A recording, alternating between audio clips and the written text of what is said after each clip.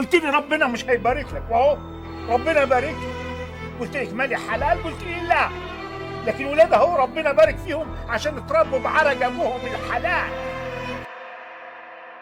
ما كانوش مصدقين ان ابو عينين ملونة يعرف يعمل صعيدي، وان الجلابية والتفاصيل دي كلها تبقى لايقة عليه، وان واحد من اقرب اصحابه يروح من الدنيا بحسرته على الدور ده. ومش هتصدق كمان مين اللي كانت هتعمل مراته والفلوس اللي هي منعتها عن الدور. مسلسل الليل واخره ما كانش من نصيب يحيى الفخراني من الاول خالص، وكان المسلسل فيه حوارات كتير قوي من زمان، وعشان يوصل ليحيى الفخراني راح لمين وقال عليه ايه. ومش هتتوقع نور الشريف حصل معاه ايه بسبب دور رحيم في الليل واخره. وعشان تعرف الحكايه من طقطق لسلام عليكم وليه نور الشريف عيط بسببه، خليكم معانا لاخر الفيديو ده، وطبعا ما تنساش اللايك والشير والسبسكرايب. مسلسل الليل واخره ما طلعش للنور كده بالساهل، والنجاح اللي وصل ليه وقت عرضه في رمضان ما كانش جاي من خطوتين والسلام. بالعكس، دور رحيم واللي قدمه الفنان يحيى الفخراني من اول يوم ما كانش ليه ابدا، ولا حتى كان في الحسبان. والدور ده يوم ما اتكتب اتعرض على طول على نور الشريف، واللي حبه جدا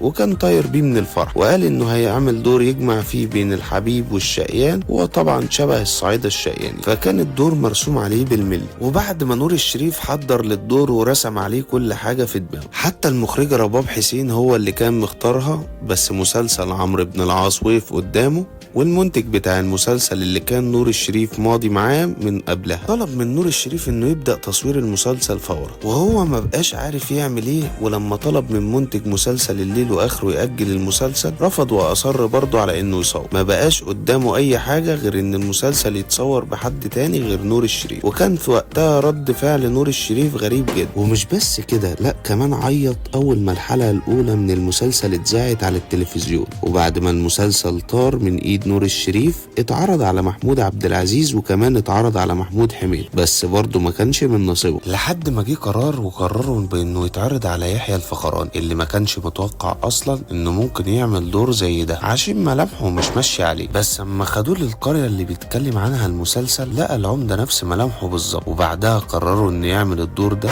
واتفاجئ بيه كل اللي في المسلسل. وجاب علبه سجاير حديد يحط فيها السجاير، واختار عصايه شكلها يمشي مع الشخصيه. ويحيى الفخراني فعلا كان مفاجاه لكل اللي شاف الليل واخره. بس مش سعاد نصر برضه اللي كانت هتعمل دور مراد. الدور في الاول راح لفردوس عبد الحميد اللي رفضت تعمله رغم انه عجبها، لان الاجر ما كانش نفس اللي اخدته في مسلسلات تانية. وراح الدور لسعاد نصر اللي لمعت فيه جدا. انما نرمين الفقي كانت رهان المخرج من اول لحظه. وفعلا رغم ان ناس كتير كانت من الصناع شايفين ان هي بتاعت اغراء وبنت جميلة مش بتعمل تمثيل قوي، لكن رباب حسين المخرجة كسبت الرهان، والدور علم في حياة نرمين الفقي. انتوا بقى شايفين يحيى الفخراني احسن في الدور ولا نور الشريف لو كان عمله؟